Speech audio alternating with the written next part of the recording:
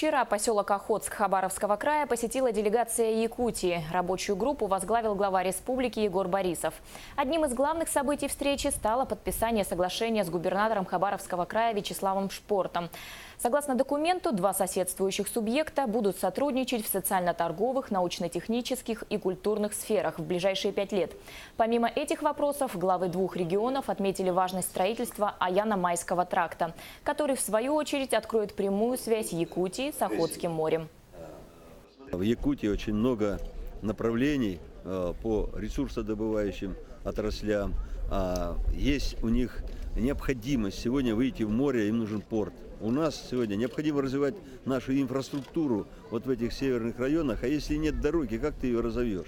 И вот тут наш общий интерес. Если мы протянем дорогу с Якутии через Нелькан на Аян, и там сделаем порт хороший, который будет и там по деревопереработке работать, и будет работать по вопросам угледобывания. Дальше есть еще и газ, и нефть. Там много вопросов сопутствующих, которые сразу же пойдут. И обратно мы можем поставлять наши продукты. У нас же тут крупнейшие предприятия по добыче морепродуктов.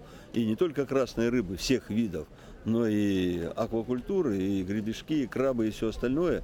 Экологически чистый продукт Охотского моря. Вот даже сразу навскидку те вещи, которые сегодня необходимы нам развивать здесь, рядом, между собой, в трудных, практически в равных, в северных, таких сложных условиях. Но мы знаем, что это решаемо, мы знаем, что это можно сделать, и будем над этим работать.